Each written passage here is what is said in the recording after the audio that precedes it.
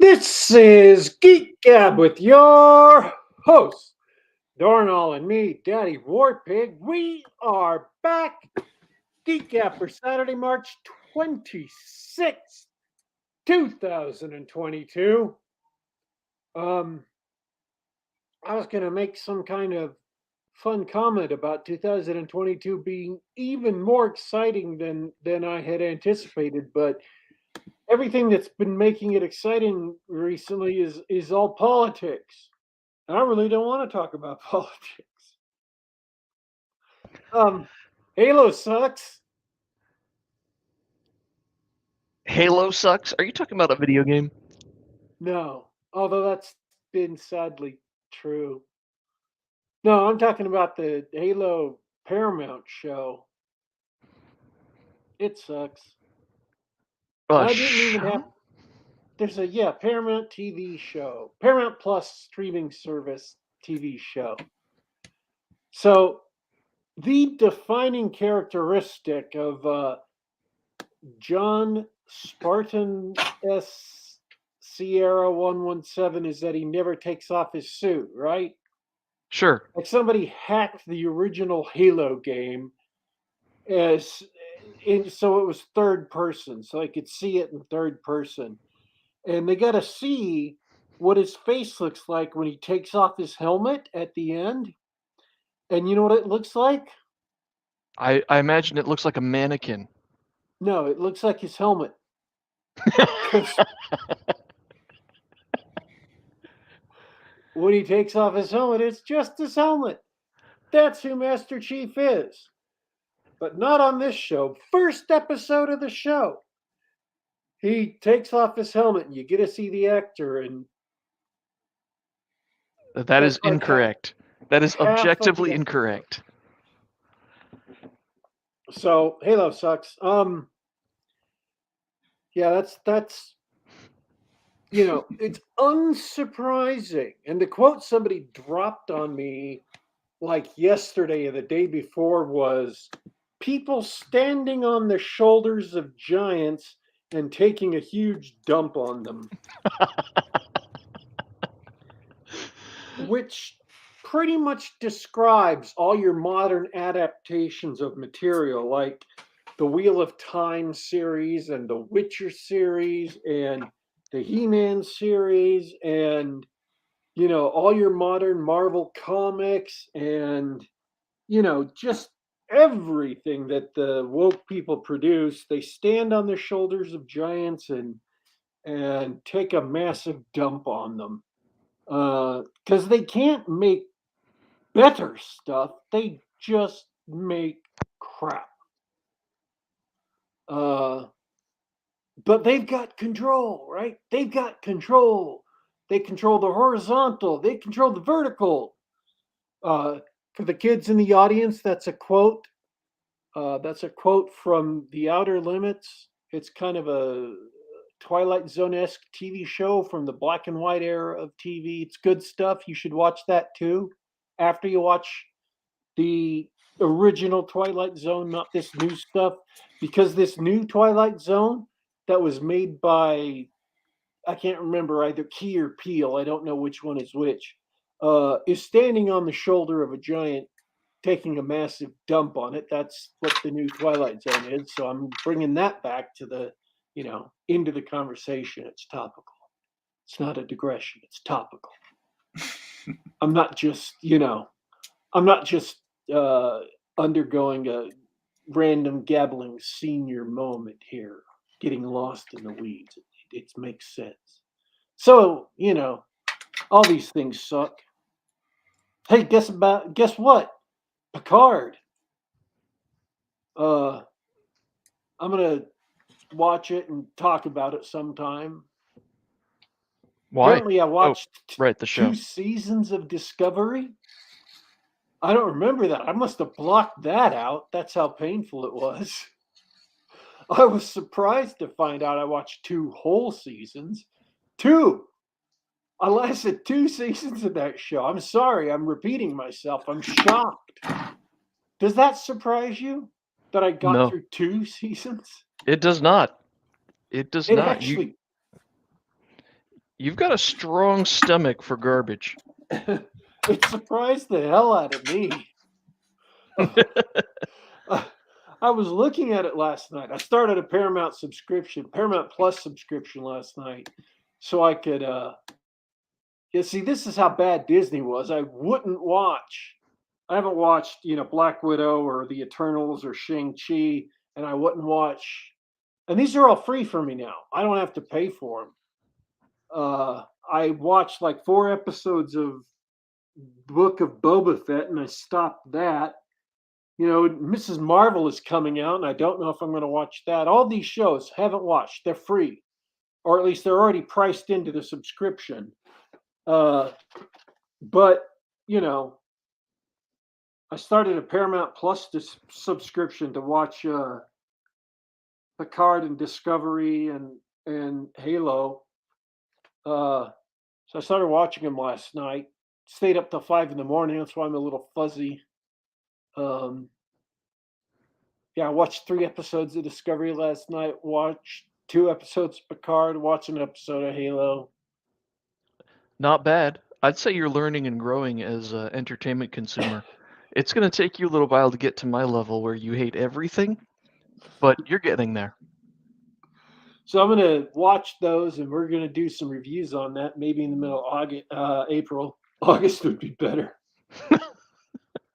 I'd have time to let the pain fade. We do have some news, though, real quick. Next week, we have Richard Fox on. Week after that, we have JB Jackson on. And brand new, we just scheduled this last night. Week after that, we have John C. Wright on. Cool. And we have a guest today. Before we get to that, how was your week? Hey, man, my week's good.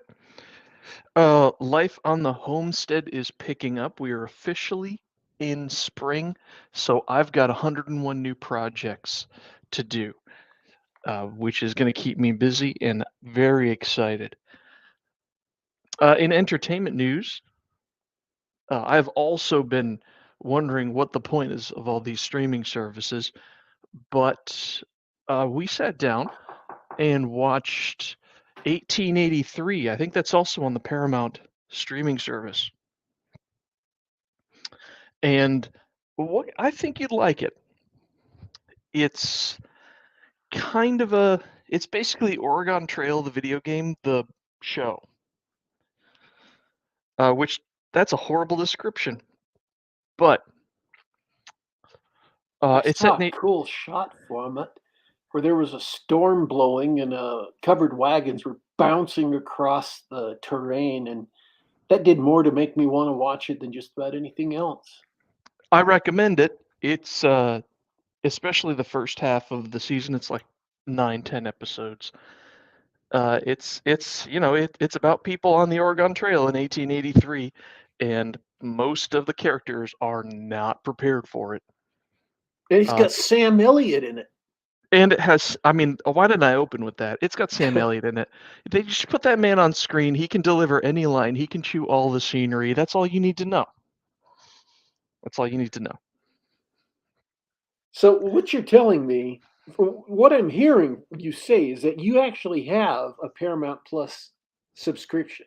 So you could watch these shows with me to do a review, but you're not going to. That's what you're saying. That is correct. That is correct. You see, folks, we've been doing this show for so long. We have this unspoken communication. It's somewhere along the lines. Daddy Warpig says, "Hey, I'm going to watch this show," and I say, "Cool, good for you." Good for you. I'm so happy for you. That's awesome. Word of warning: there, besides Sam Elliott, the acting is overall very good. If you decide you want to watch it, D-Dub, and you get halfway through the season, and they're going to kick in some melodrama about characters that are not Sam Elliott or Tim McGraw. And so if you just think, I'm not sure if I want to watch this, that's okay. You can skip the rest of the season. I watched the whole thing and liked it, but... Isn't Faith Hill in it, too? That's right. Tim McGraw, Faith Hill, they've been together for like 30 years now. husband and wife on the show too. Awesome. And this is not set in stone. I have a friend who's really into comics. I want to get him to come on the show so we can talk about like Alan Moore's Swamp Thing and maybe Watchmen and Hellblazer, because I've wanted to do a show about Hellblazer ever since I've read the original series. I sat down like last year and read all 300 issues of the original series. So I really want to do a show about that, and I'm hoping to get it set up for April. Um, so these, I'm gonna have to talk to him. I'm gonna have to cajole him into coming on the show. You should do I that. have friends in weird places. We have friends in here places right now. Yes, we do. That's the mystery guest, who's not a mystery because his name's underneath the show. And if you're listening to the chat, you already know. Also, I sent out a bunch of announcements, which has been getting kind of rare recently. But I did it for today. Oh, by the way, our secret mystery guest should know I announced you as the best pulp writer of this generation. Whoa. And I will not hear any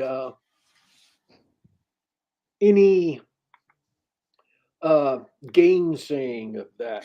So, ladies and gentlemen, boys and girls, people of all ages, I wish to introduce to you the best pulp writer of this generation, friend of the show and all around awesome individual,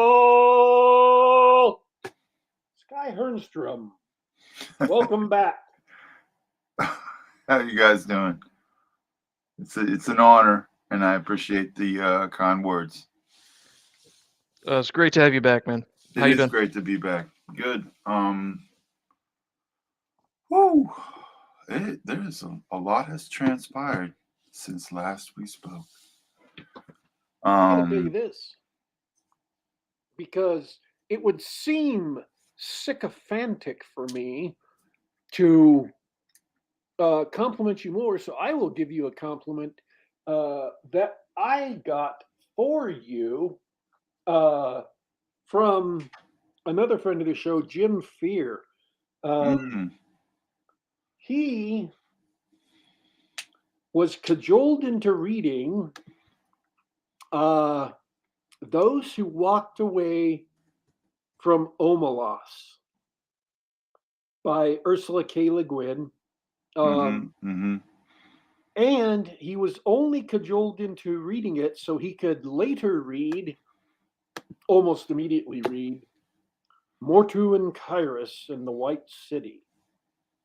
And he loved your story so much. Excellent.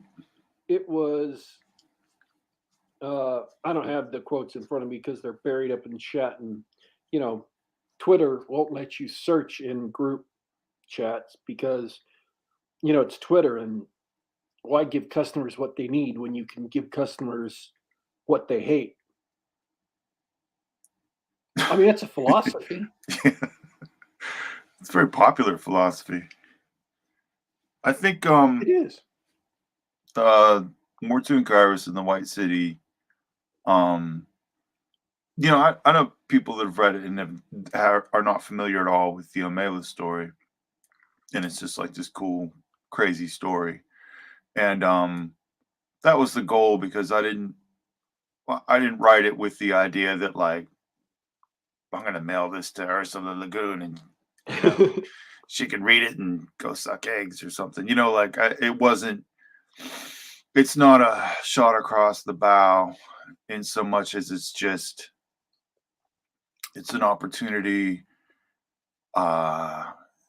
just to affirm the idea that, you could have heroes and they can do things that uplift you, and you can feel better after reading a story as opposed to feeling worse.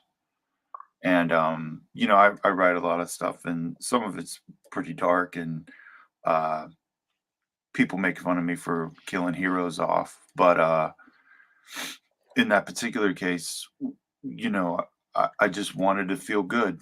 I wanted to read that and feel good. And Mortu and Kairos, it's my little franchise, for lack of a better word. But I've got 3 stories now with them. And the White City was unique in that it was sort of riffing off of the Omelas, and I did not.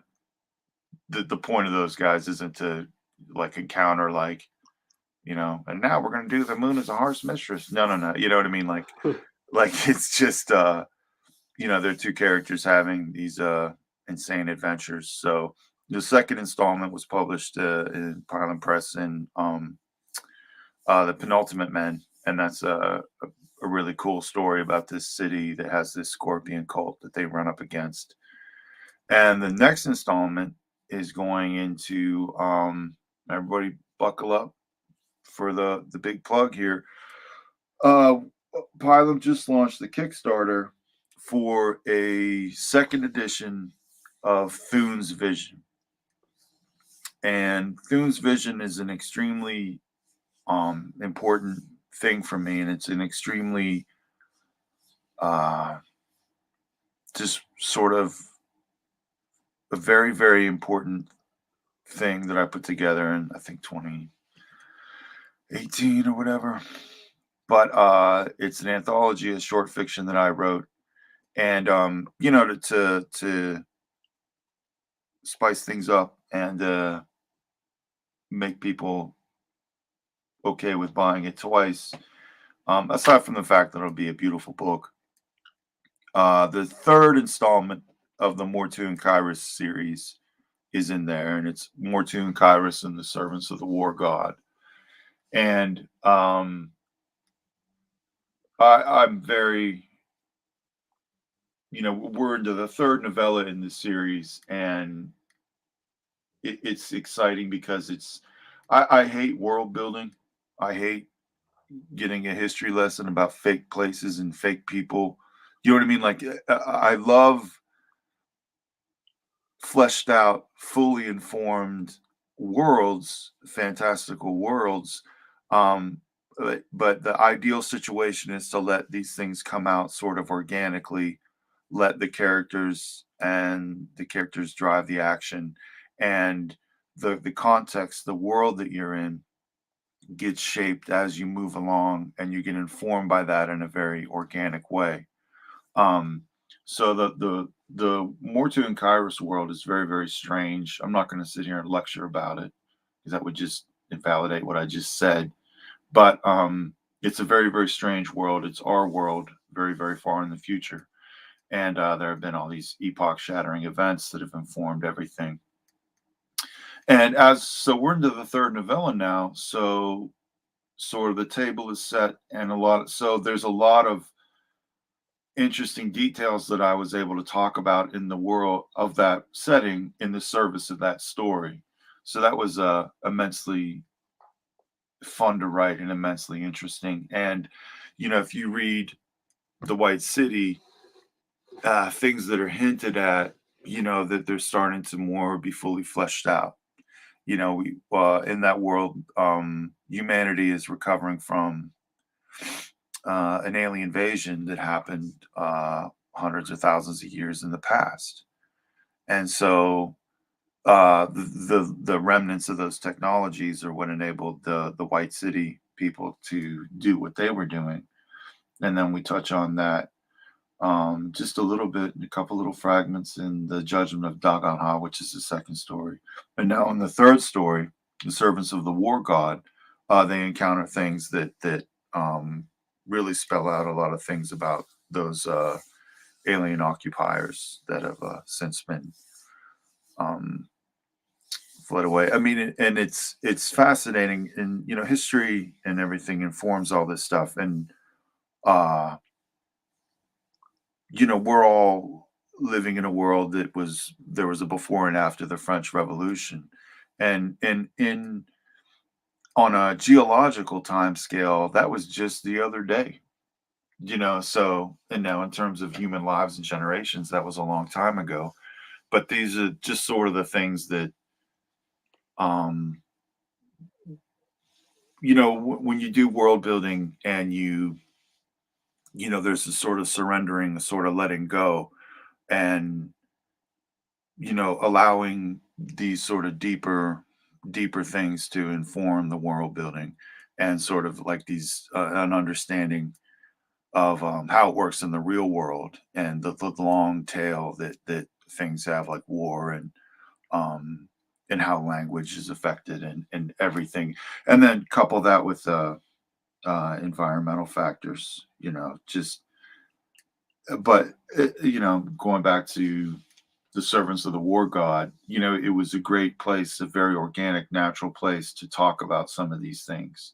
So while you have lizard men getting decapitated, and flying ships with and this society that lives dug into the side of a cliff, all these fantastic things, these flying monsters, uh and then I don't know if ironic is the right word, but it sets the table for these moments when you're thinking about things that might have happened 1,500 years ago in that world, and how they're um, affecting the characters today. And Mortu is a species of human that was designed by those alien invaders as sort of the soldiers, and of course that's ancient history in that world, Um, but it's just really exciting to be um, getting to a point in writing where a lot of these seeds are starting to bear fruit, and a lot of these um, ideas are being able to really come to grips with them.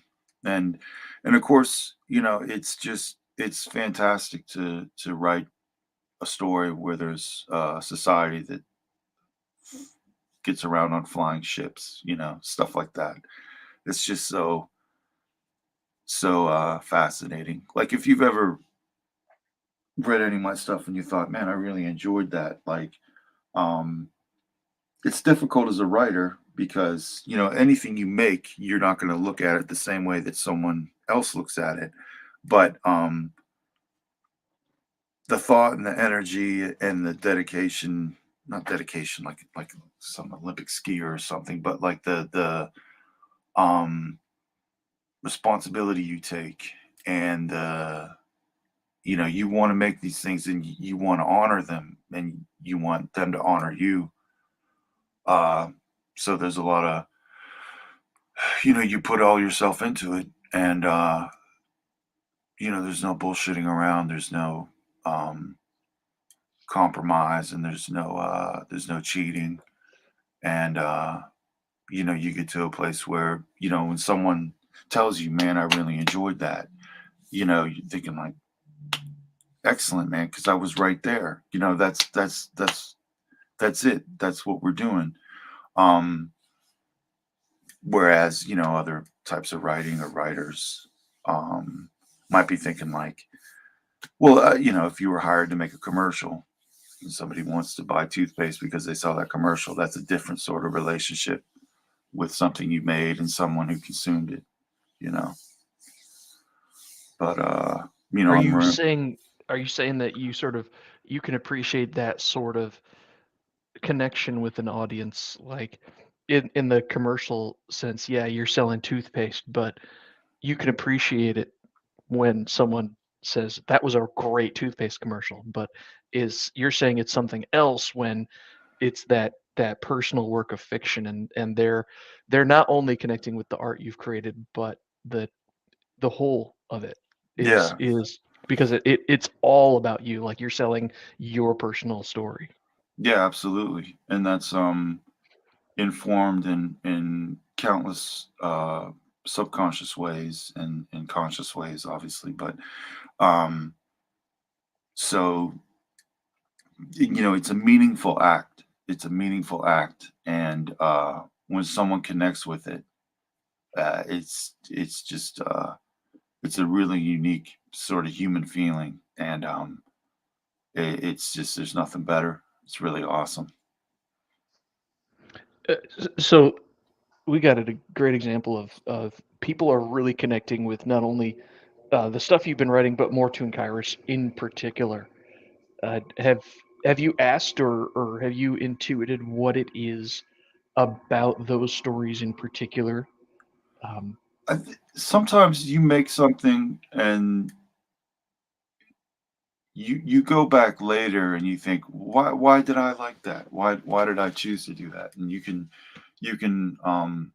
think about it like that, because I can't tell you exactly what I was thinking when I sort of came up with Mortu and Kairos, but you just sort of know. I was like, yeah, I'm on to something here. This is good stuff, because I'm getting psyched up. I'm getting psyched about it. I'm getting pumped up about it. And I think in particular, then looking back on it, you're like, Mortu and Kairos is a wonderful, wonderful thing as a writer, because it enables me to uh, argue about things with myself that I don't completely understand. There's Kairos gets over a lot because he's very verbose, but I certainly don't. I could be wrong, but like, you don't ever get the feeling that, like, yeah, Mortu's all right all the time. He knows exactly what's going on, and you don't get the feeling that Kairos has got this locked. He knows what's going on. There's constant back and forth, and I'm not. Both of these are real, real people in my mind, and they're not. Um, they both got an equal shot here, when they're arguing. And, sometimes it's clear that Mortu's made the right decision. Sometimes it's clear that Kairos has made the right decision. But it would be really shitty to let one of them get over at the expense of the other. I mean, certainly for comedic purposes, that happens a lot, but not for like philosophical purposes. So, Mortu comes from a mold. He's from a warlike people. They were actually designed genetically for war, taking the base human stock and manipulated by these aliens, the Illusi. And Kairos is a man of God. He's a Christian monk, and he's obviously gotten himself into a bit of trouble and been imprisoned in this body of a monkey. And this is a good story. The Servants of the War God was great to flesh out a little bit of that, about how he felt about it and how others might feel about his story about that. But the Mortu and Kairos are both on equal footing with each other. There's a lot of mutual respect and some affection there. So I think that's one of the reasons it really works. So someone who had beliefs more in line with Kairos doesn't feel like he's getting short shrift. And the same thing with Mortu. And it all comes from the fact that, I don't have any of these answers. I have suspicions, and I have thoughts, and I have ideas, but I don't know if people should be brought to trial or just summarily beheaded. Sometimes it's really not clear what should happen. And in that, it's that's what I want to come through, and that's how those characters act as a perfect vehicle for that. So I think that just worked out really well. well, I'm going to share the Kickstarter right here, and you've got. Do you have Jeffro on your payroll? This I would say Jeff Rose, it's all pro bono between the two of us. No, I mean, like, there's a lot of mutual admiration between me and Jeffro. I think we were if you combine me and Jeffro together somehow, like some kind of Voltron machine, we'd be like Emperor of the Earth. in probably 2 or 3 weeks. you You know what I mean? So I can't even. How many years have we been bullshitting? I couldn't even tell you. It's Well, like I I, know I my say whole life. I say that because I'm showing the Kickstarter right now. I'm taking a look at it, and as an aside, that pledge has gone up by around $60 since we started the show. So, and Jeff was like, "New Mordu and Kyra story. The price Yeah. of the new Thune's Vision is well worth it just for that." But I think like in one sense, like the bar, like there's like so much bullshit out there. Do you know what I mean? Mm, If you're honest with yourself and you're committed to beauty, you're just gonna kill it out there. Like, John Delarosa is on there right now, flattering me with the autograph. Like, this guy's out there just killing it. He's just killing it. And mm, he's basically doing it all by himself. You know? There's like people are just starving. We're all in this desert. We're all so thirsty, and all sorts of ways that people can get uniquely positioned to help people out with just a little bit of water, and you're just killing it. It's just fantastic. In a way, things are so bad, but um it's just awesome. And I've had a blast since I started doing this, so it just gets better and better. well, he's John's being humble here. He's definitely not doing it by himself. Pulp Rev, Comic Scale, been really supportive and awesome. And that's you guys are part of it. That's I Yeah, think that's why we love and having like you guys on. I'm getting the same support system. But like, at some point in time, John woke up and was like, I'm just gonna fucking be awesome. You know what I mean? So it's awesome. It's pretty outstanding. And like I've worked with so many awesome people already, like Alex from Kursova. Got to keep pushing that. And then Pylum, which winds up being like it's like being in Kelly's Heroes. It's just fantastic. Like this band of criminals and pirates, and just gonna start scooping it up. Just so much opportunity out there right now. This is a good opportunity to segue into some interesting publishing news I heard. Uh, just about that. Have you heard about the recent Kickstarter shenanigans with Brandon Sanderson? I just like I I've heard a little bit about that. I haven't. Sometimes I read a headline and I'm like, I can't even. So like, that guy's doing his thing, and he's got a lot of people that want to read him, and so he made like $11 kajillion on Kickstarter. Like, what the hell's the problem? You know, what's the Well, problem? Is he we, going to we, use that money to make like some sort of death ray? And he did better. He did better. He went around after making $1,000 per minute. The next day, he went out and basically donated to every publisher Kickstarter. oh, Just that's neat. Yeah, why he not? just he just turned around and supported everybody. That's awesome. including Kursova's current running Kickstarter. That's That's so? fantastic. Yeah, Oh, great. that's awesome.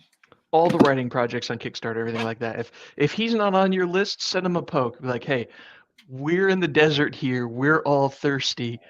And we hear that you just got a whole tank of water. But like why? I don't understand. Um, I don't understand anything anymore sometimes. Like why the hell would like what the hell does that have to do with anything? You know what I mean? Like that doesn't. I, you know, we're not selling RVs here. You know what I mean? Like if someone's on Kickstarter, theoretically they're going to be exposed to more crap on Kickstarter. You know what I mean? Like Oh yeah, just go out there and make what you want to make. there's a That's it. ton of people who would never have used Kickstarter, who all of a sudden created a Kickstarter account, who know what Kickstarter is. when he did this, backing all these projects, he made a 30-minute video of them backing all these projects and picked like 8 or 10 of them to talk about specifically. It might have been 7. I don't remember. I watched the video yesterday. I took half hour of my life and I watched the video, and then included links to those that they especially like, so people could go to them and check them out themselves. I mean, What a mensch. You know what I mean? What's the complaint? You know what I mean? It's just social media, especially, um, has just enabled a very horrible and sad kind of person to come out and just try to wreck everything. You know, and it's just It's incredible at this point. It's incredible to see someone do something good with a platform. yeah, Some honest goodness. yeah. So like, more power to him. You know, if he gets 11 gajillion $1 million, if he buys the moon, just makes it into like a theme park. he some of them he just picked a nice tier, and on ones where like the expensive tier was limited, he didn't buy that one so that other people who Not like the wanted it fan could could. get it. Yeah, yeah. And He's a then thoughtful dude. on ones where like they weren't gonna fund by the time the video came out, he just went ahead and put in like $1,000 or um, whatever they needed to fund, and just directly funded the project. That's fantastic. I'm just like, come on, guys, lay off. Well, that's the thing. It's like, um, there's a certain personality type or whatever you want to call it, where like, um, n- if someone's determined not to be happy, they're just not going to be happy. It's just it. You just um, cut sling load, move on. It's fantastic. Gives me hope for the future, honestly. Someone in chat says Brandon's revolutionized independent publishing, traditional publishing in the English-speaking world is done. I mean, I'll say it's on its way out, and what happened here is just the next step. Someone who was with those big publishers, who has that big name, brand name recognition, just went to the people and says, "Actually, I'm going to sell direct to customers." Yeah, there's A- a And the amazing part is pointing at people like Pultbrev and Kursov and stuff, say, "Oh, and by the way, here are thousands of people doing amazing work that you should be paying attention to. yeah.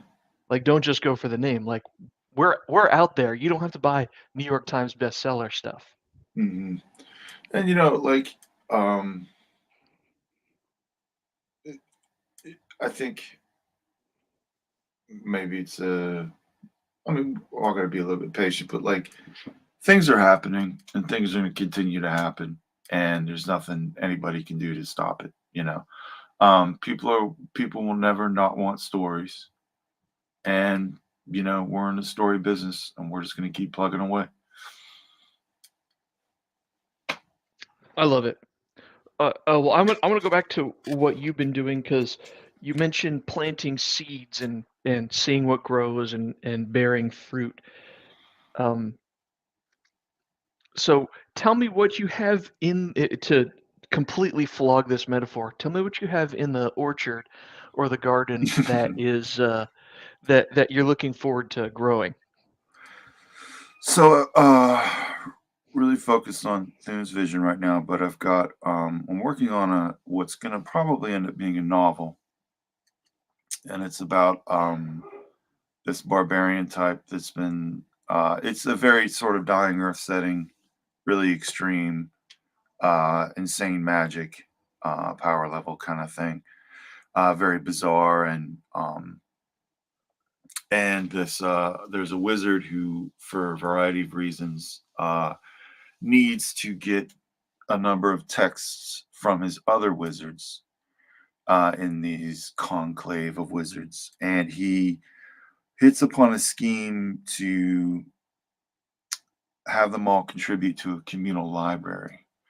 So one of the stipulations that these wizards are forced to agree on is that the library will be administered by an impartial third party. So they find a likely candidate who's on the gallows about to be killed, and they take this guy who's a raider, a reaver, a barbarian, uh, mercenary, sellsword, who was down on his luck, and they uh, cover him with all manner of wards and protections against spells, so that he is sort of untouchable by and large. And he's going to administer this facility, this library. And naturally, these wizards are not completely candid with all their various motivations. And this poor guy is stuck in the middle of all of it. And it's interesting because I didn't think, well, I got to write a novel. But it's just how it's happening. And if that's how it's happening, that means I'm on the right track. Because I don't outline or anything. So I got that going, and I've been involved Great idea. with the comic project. Um, a guy I know contacted me and he said, "Hey man, you wanna do a comic?" He's just had it. He just really wants to do something, and he had written or read my work and whatnot, and so I said, "Yeah, let's do it." And what we came up with was, just to say it explicitly, not to be cagey about it, but like quite like I sit down in a chair in my little office and think, what if I was doing the He-Man franchise? What if I was, it's 1980 whatever, and I'm going to invent the He-Man franchise? What would I do? And that's basically what it's spiraled into. The project is called the Lords of Mytheria, and I'm working with this artist Ryan Dirks, who has this great I don't know what I call his style. I'm not sure what I call his style. I mean, it's definitely well, it appeals to me, so it calls back a lot to like Buscema and stuff like that. But we're going to I created this world. He was getting some input on that, and like I said, this world Mytheria. It's in this distant region of space, and the hero Prince Andar, he rules over. He's regent of the land of Vorn, and his father was nearly killed by poison, but is in stasis in like a coma. So he's got Mirlan, the wizard, the sort of the Grand Vizier, and there's this sort of crazy cast of characters, and then we get into the villains, and Voldar is the lead villain, and that's his brother, who they're fraternal twins, and the Oracle chose Andar to rule because obviously Andar's good and Voldar's kind of bad. So Voldar, when he was not given the opportunity to rule, did what villains do and rose up, and there was a great battle, and that all happens to set up the comic where it begins with Andar coping with ruling his region. And like, there's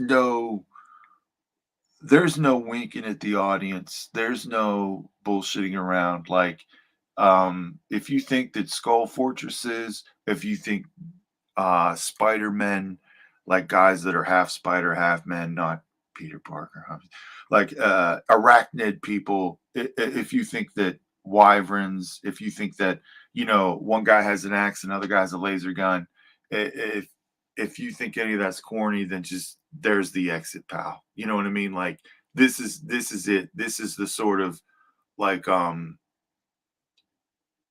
would invent a time machine so I can go give this to my childhood self. You know what I mean? Like it's a little bit more violent maybe than you would give to a kid. But I don't know, 80s stuff was kind of violent. But and like I've plotted out 6 issues of it, and people don't know this, but like I love to draw and I love to paint, but I just it's not really imposter syndrome when you are an imposter, but like you know, I'm not as good as I would like to be. So, but it's really cool because I've been able to do the layouts. I've been doing rough layouts, and like so we did the first issue, and I did rough layouts in the script, turned it over to Ryan who does pencils and proper finishes, and I've been loving doing the layouts. It's been really, really, really fun to like, all right, here's a page of comics. What's happening on this? Like, I want to communicate this information. So how am I doing that visually? And like, it's using a different part of my brain than necessarily, with just sticking to prose. Prose is a big lift. Every single thing that the reader needs to know needs to be communicated to the reader, and it has to be done in a pleasing and logical way. Now in a visual medium, uh, a lot of that's going to be done with visuals. So laying it out on the page. And and it's funny too because it all comes back around to just being some sort of language anyway. But it's been a great project. Jason Tarpey from Eternal Champion, me and him hooked up a couple years ago. He's just an amazing guy, just an amazing guy. And he writes too. He writes and he's got some stuff from DMR Books, and he's putting out a sword and sorcery zine, and I think it should be out sometime in the spring. So we're going to get a Lords of Mytheria mini story in the zine, and then after that gets out, me and Ryan have to sit down and finally hammer down how we're going to publish this comic, and we're not entirely sure, but we'll get some previews up and get some buzz going. That's outstanding. Great tie-in with all your short fiction is to get an artist who loves that dark style and then put some pictures down. Yeah, it's really serendipitous, and just fantastic. Yeah, it should be a lot of fun. Well, hey, you know the man right there, John Delarose has been doing tons of comics for a couple of years now. Yeah, I might if I were starting a comic, I'd talk to him. Yeah, for sure. Let me email that guy. He said I loved his book. Where I gotta find it? I got it right here. I gotta try to find this comic for Ardenon. You've got a couple of sketches up on your homepage, skyhernstrom.com. You should check that out. Oh yeah, I got a website now. My wife made it. It's awesome. Oh, I can't find this book. Deus Vult. Deus Vult. Yeah, he's working with that guy Jesse White, who I saw when I was on Twitter before it completely destroyed my will to live. I think his name's Jesse White, but he's fantastic. Got this old school vibe going. I got my copy of that somewhere around here, and then I've got his Flying Sparks. Is that what it is? Flying Sparks. Yeah, that's awesome. Yeah, John's crushing it out there. It's awesome. He's one of the guys you're like, oh fuck, I'm gonna get on this too. You know what I mean? Like he's making it look easy. I got your site up here for those of you watching YouTube. First of all, your wife did a great 1970s or 1960s rather psychedelic rock cover. I love that. Yeah, she's so good at that stuff. And this is all you got. And then I scoured the internet looking for previews for the show, for this comic, and this is all I got right here. So I hope you're happy with that. Yeah, I gotta it's like I almost didn't want to like. It's gonna it takes time to do this stuff. Don't want to like. Yeah, this is coming. This is great. It's great. And everyone's waiting. Well, I understand why you had to wait for me to ask about it, because you are in the early stages of getting this book out, but we'd love to hear it. Yeah, it's coming. Like he's issue 1 is inks are done. I gotta go through and check the final script, and he's working on the inks for the mini story that's coming out of that zine right now, and I'll have to finalize the script for that. And it was funny too because the Lords of Mytheria it centers around Prince Andar and his entourage and all the villains coming after him.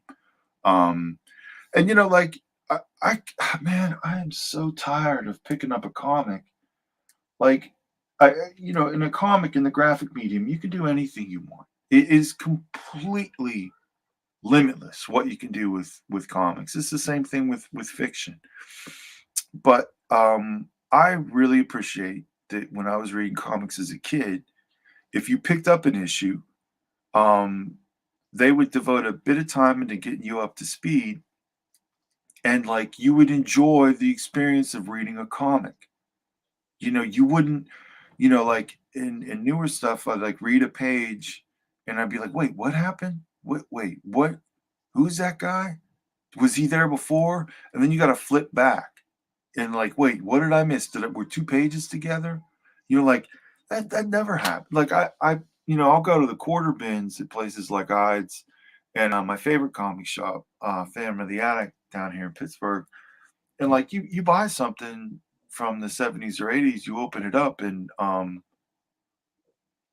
their odds are you're just going to have an enjoyable comic reading experience. I mean, they were some duds in there for sure, but like, I'm going to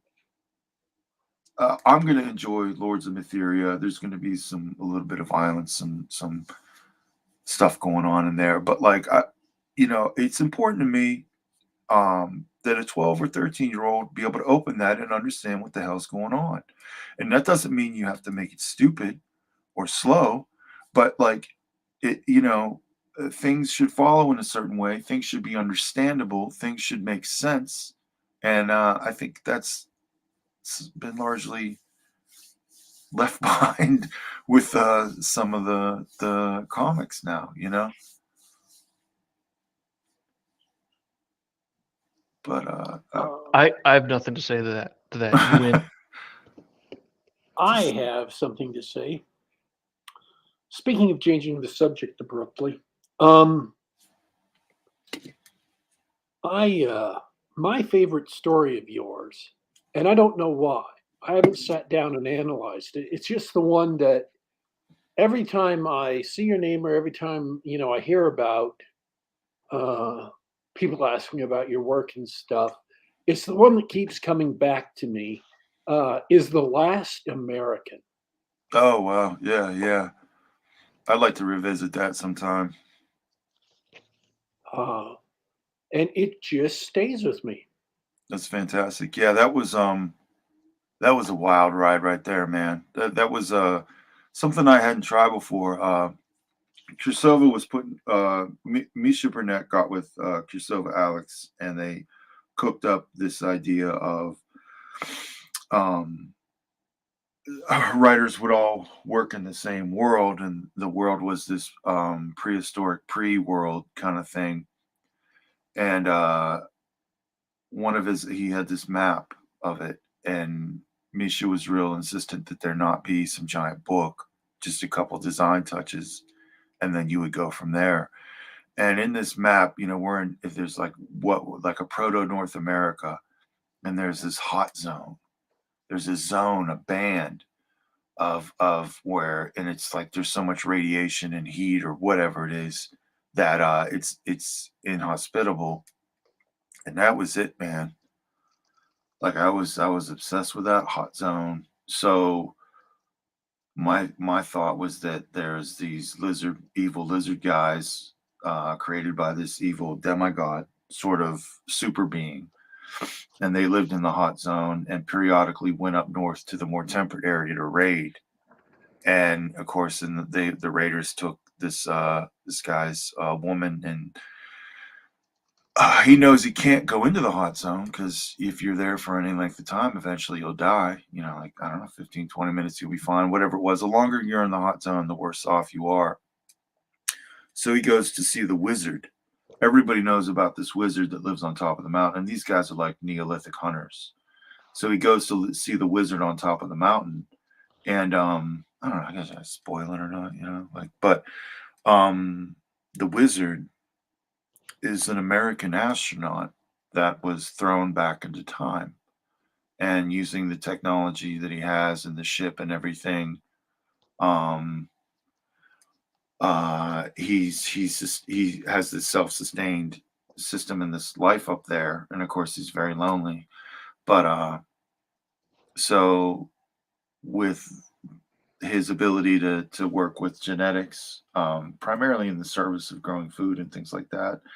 And he's an American astronaut, but he's from 500, 600 years in our future. He modifies him so that he's able to go into the hot zone. And so essentially, this guy trades his ability to live as a human in order for the ability to go rescue the one he loves. And it just so happens that she loses her ability to, in a different way, but loses her ability to have a normal life. So I wanted to set up this thing and then go back to it, and I will eventually, where the hero is, they're going to continue, because I left a lot of potential there to go back and finally defeat the lizard people. But that was a trip, man. That was a blast to write. That was a lot of fun. It's one of the ones I remember liking. Although personally, I keep going back to Thune's Vision, just your earlier stories. Yeah, those are the Thune's Vision is, like I said, it's extremely special to me. I wrote that basically in a vacuum, just isolated. Like I started writing, and I think, I don't know, it was 2014. And I sold a story to this magazine called Lore. And then just wrote some more, and then I hooked up with Kursova Alex. And at that time, but that's all I was doing. I was just writing. And, I had this, didn't have a dime. And, I'd ride the bus every day, about 45-hour long ride commute. And I'd sit there on the bus and just zone out. And there's a word for it, I can't remember, but like, almost like a trance-like state, and make notes in the notebook and just let my mind go, and get home and then write till 2, 3 in the morning. And I produced a pretty sizable amount of stuff in a very short time. And I looked around, and there were no markets for any of it. Alex couldn't publish every single thing I wrote, and there were no markets. And I just sat on it and polished it and thought about it and made more. And then at that time, and I've got a bad head for these timelines, but there was like everyone's self-publishing is going to be the big thing and everything. So I just, well, the hell with it, I'll just self-publish this thing. So I threw together Thune's Vision, just slapped a cover together real quick and put in this watercolor painting I did. And it was just like, it was like a message in a bottle that I just tossed into the ocean, And it considering what it was, it did well. And it people would email me and say like, man, this is cool, And it's just really wonderful. And like, sometimes I think that I should just unplug and disappear for 2 years and just do it again as an experiment, because that I had, I wasn't part of anything. I wasn't, it was just so sort of isolated and pure. And the only goal with those things was just to make something that moved me, and completely irrespective of anything else. And it was just a remarkable, I love it. I love that book. I love the stories in it. And I can't read reviews of it. I don't like to read reviews anyway. But because someone will say like, well, X is my favorite story, I don't like this one, or I wasn't crazy about this one, and the next person will say something go completely opposite. Like, I really loved X, didn't care too much for Y. So like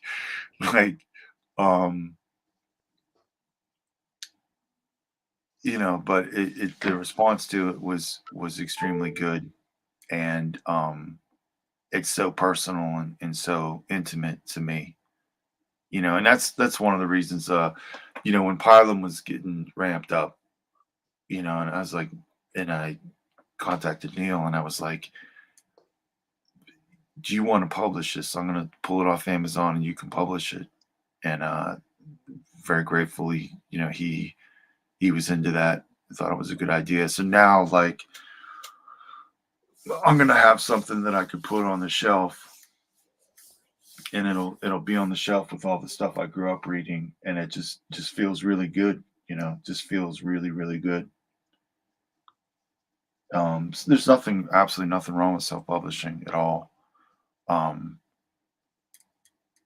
But working with Neil, and I've got extra material in it.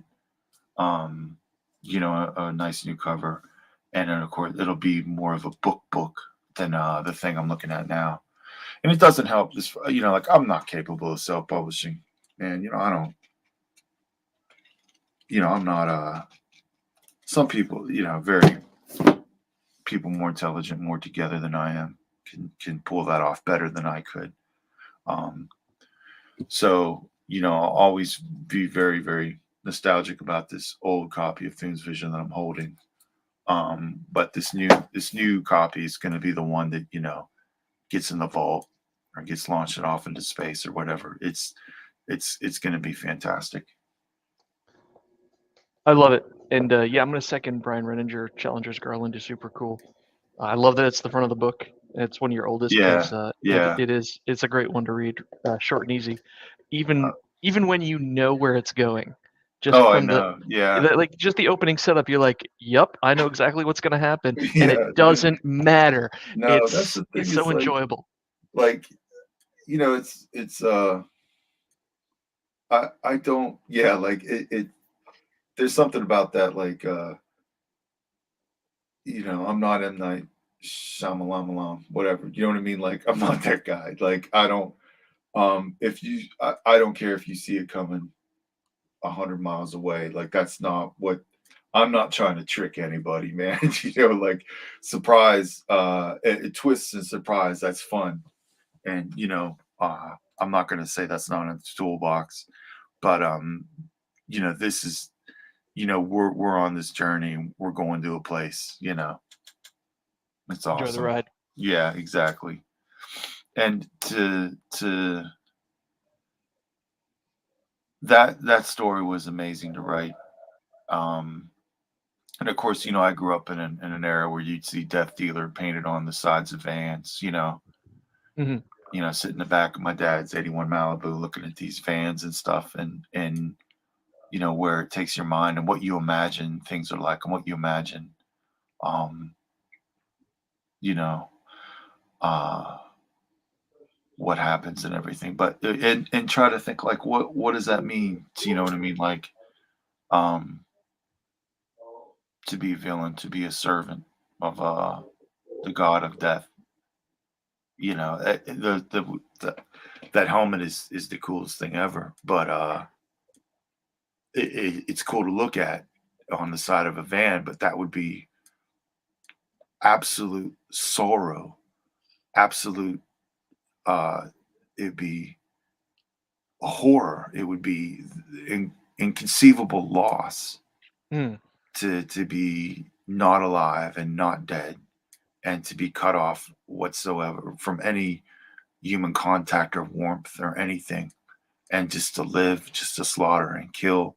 What would that feel like? And and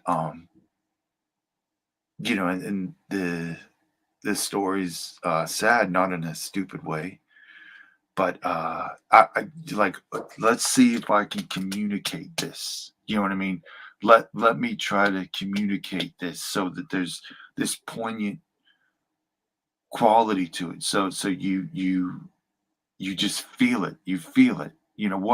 What would it be like if in an instant everything you could remember, every interaction you'd ever had with a human being would just been washed away, and now you're not dead, because dead means something else. Dead means you're going to this other place. Dead means your soul has left your body. that's not what we're talking about. That in another context or in another way, that's not even necessarily a bad thing. But what if you were going to live in this gray wasteland alone until the time that you were needed to kill somebody and then brought out? That's, try to communicate that. What does that mean? And that gets communicated through that vibe that runs through everything and runs through every description and every setting. And you need the fox, you need the mischief, you need the Loki type character. You know what I mean? To work as an agent through that thing. It's just, that was just a fantastic story to write. And fun for me to revisit for those reasons. I think not to break the spell. I hope I don't break the spell, but I think No, that no, is I think one of your strengths. Probably might even say the primary strength is that you successfully make your readers feel. yeah, I that's it. That's absolutely it. Like um that's the goal. And like it's this bizarre sort of duality and this paradox where, like, I'm writing about this stuff that I love, like flying ships and all this other stuff and dragons, whatever. And but the goal, like that's but the goal is to feel something. You know what I mean? These are just vehicles to get to places in us that we've locked up because we live in this sort of artificial weird world. So we need these fantastical things to as a crowbar to get in those little cracks and then push and push and push. And then we get to those places that we don't even access on a daily basis, likely. Try to be, even in,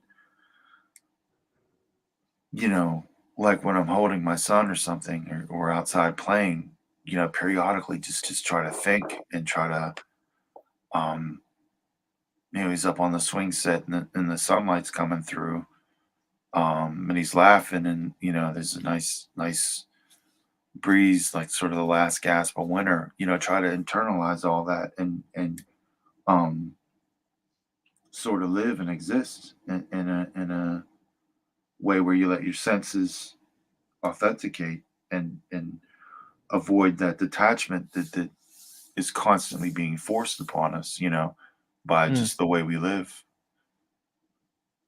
Yeah, I mean, like, I'm sure a lot of this sounds nuts, but it's, it's like, I but I feel it. I think I want to put that in practical terms. The way I interpret that for the way I live is, for years now, I've just been trying to cut back on electronic media, entertainment, that sort of thing. Ironically, this show, one of the things that I love to do most every week, and I really do, right? Let's cut that back to the bare essentials because, we all grew up watching TV, and, you know, grandpa was right. That stuff rots your brain. yeah. And it's just it's funny, and like I think that it's like I have dozens and dozens and dozens of fond memories of watching. I grew up in the Blockbuster era, maybe a little bit before, if you want to be technical. But my dad would come home from work and he'd stop off before he got home. He'd stop off at the rental place, and he'd have two crazy ass movies, and he'd be like, "Come on, boys," and we'd all sit and watch some stupid movie, or you'd take us to the theater to see some gem like Ice Pirates. I don't know if anybody remembers that one, but Dude, like I even that, think, as I say, even that movie, even that video rental place culture disappeared by the end of the '90s, right? It was yeah. And the thing is, like, there's obviously, if you just do nothing but sit around and watch TV, that's bad for you. But in a way, like, the way we were consuming media was different. It was an event, like you had your life, you had all these things you got to do, and then media is part of that. Um, Social media and our phones, and obviously, this is a very complicated discussion because, like I met Ryan, the artist I'm working with, through Instagram. You know what I mean? Like, you know, Neil doesn't live around me. You know what I mean? So we're talking with email and stuff. You know, like it's not it's a much more nuanced discussion than technology is bad or whatever. But all these the changing ways we consume is sorting what Neil was saying with affect, like robbing our ability to feel properly. That's this question, like, depending on your personality or your habits, you could consume all manner of media, social media, whatever, but you as an individual, how is that affecting you? How's that affecting you to appreciate things in like, can you sit and watch a movie, or are you some poor Zoomer that's been growing up on TikToks and can only watch something that's 10 seconds long, before needing another 10-second video, 10-second video, 10-second video. So, like, it's tough. And like, I have stepped back from a lot of social media because it's like, how much time do I have in a day? And, really sort of practical discussions like that. Absolutely. Well, let's end on a high note. I want to make sure that Daddy Warpig, any last questions or thoughts or anything before we start wrapping up? Apparently, the story was called The First American, and I got the name wrong. Apologies. I thought you said First American. Yeah, he said First American. Yeah, that's right. It was The First American. That was from Kursova. I mean, considering how weird the story is and how the guy comes from the future, to call it The Last American makes sense too. Oh, you said last. Yeah, whatever. That's, everybody knew what you meant. Everybody knew. Yeah. And we've got this great Kickstarter. You've added a few fans since we started the show. Thune's Vision, all that stuff that was originally self-printed in 2016. That's coming back with added stuff, including the new Mortu and Kyra story, fan favorites. Anything else you want to talk about, bring up, or plug while we're here, Scott? Just to plug, Pylum just came out with a collection, the Wells of which is pretty incredible. I would have liked to have been a part of that, but I didn't have anything in the cabinet. But I'll get it on the next one. Wells of has it's got John Mollison, who's currently just wringing the neck of the wargaming world and making it better. JB Jackson, I'm going to be hearing a lot more from him. And Brian Renninger, who's an ace guy, really sharp, helped me out with some nautical terms for the last thing I was working on, which is ironic because I was in the Navy. But I was in an office looking at satellite imagery of North Korean submarines. So, but the office was at sea. I was at sea, at least. All right. And incredible poem, Norberto Argentavis. Just definitely something you want to check out. And it has an illustration by me. I'm now a professional. I just got to write a jingle for this thing, and I'll be a triple threat for Pylum Publishing. Awesome. I don't think I could write a jingle though. It's gonna happen. Anyone who's heard this or supported or at least hung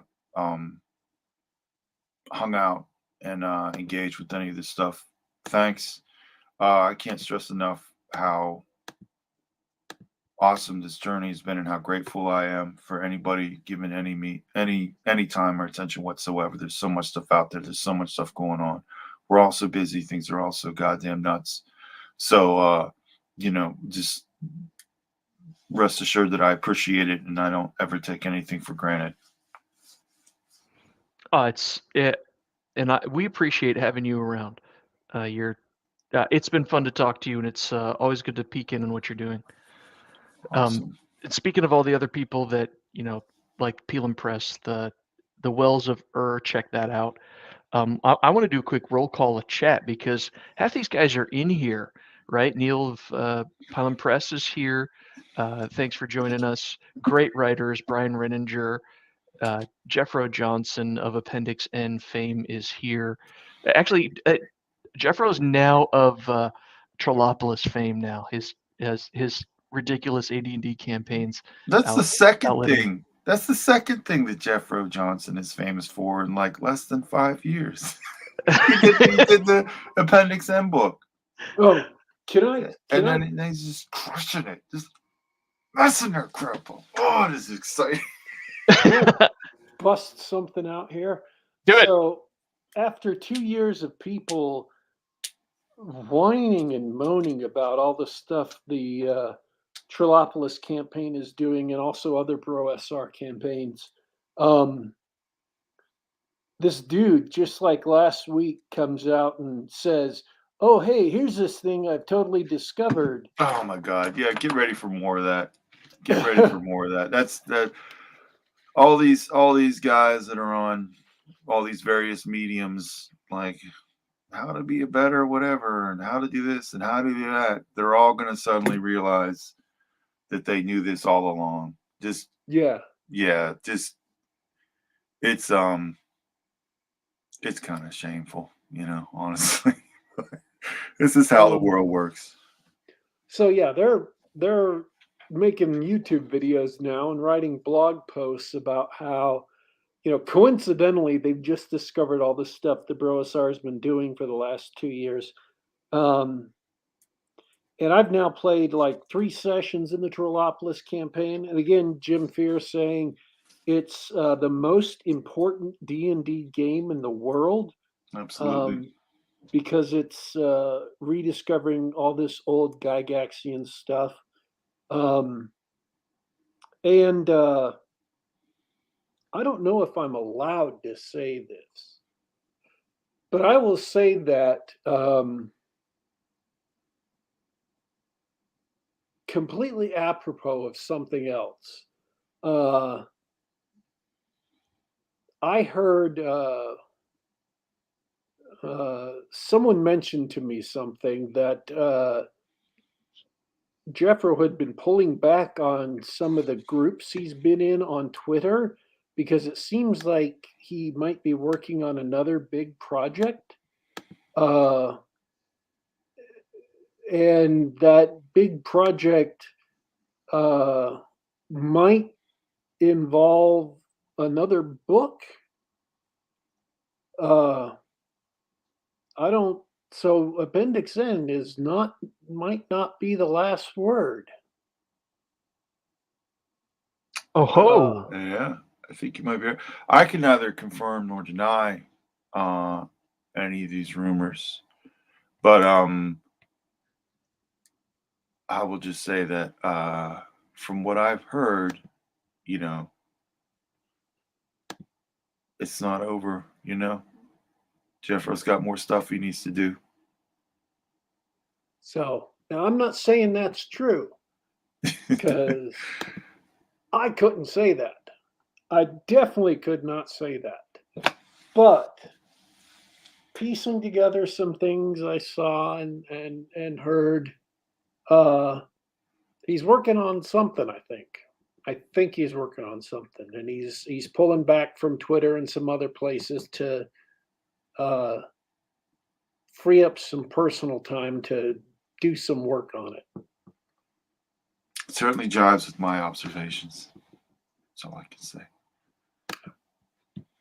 So, take that with a grain of salt, folks. Don't go, running around saying, "Oh, Daddy Warpig said this, Daddy Warpig said that." No, Daddy Warpig's just, it's just what I've observed. I couldn't confirm anything, so I couldn't say anything for sure. Only time will tell. Rumors. Starting rumors on the Geek Gab. That's how we do. Well, I'm about out of segues, rumors, and innuendos. Anything else from you guys? Honest, thanks everybody. It's awesome. I really appreciate everybody hanging out in the chat. We had a lively chat. I love all the people in whatever this is. This confluence of Bro SR, independent publishing, pulp rev, whatever this is, the that's sort of coalescing amongst us. I love it, and I love all you guys. And Sky, it's so great to have you on. Best of luck with the Kickstarter. Full disclosure, I'm probably gonna go click on something and give my money away after the show. Fantastic. I hope everybody checks that out. Everybody listening live, look up Thune's Vision, Thune, Thune's Vision. That's you're gonna see Sky's old work, and I hope you really enjoy it. That's it for me this week. Daddy Warpig, take it away. I also want to thank everyone who came and listened live. Thank everyone who is listening later. You can check out Geek Gab just about every week, just about this time, on youtube.com/geekgab. That is youtube.com/geekgab. Next week, unless terrible disasters happen, we have Richard Fox coming on, who's very, very big in indie pubs, Mills SF. And so we are really looking forward to that. And then, let me think. J.B. Jackson, John C. Wright, and hopefully a very, very learned comics specialist of my acquaintance, if I can badger him enough into coming on the show. We are signing out for today, folks. But don't you worry. Don't you fret.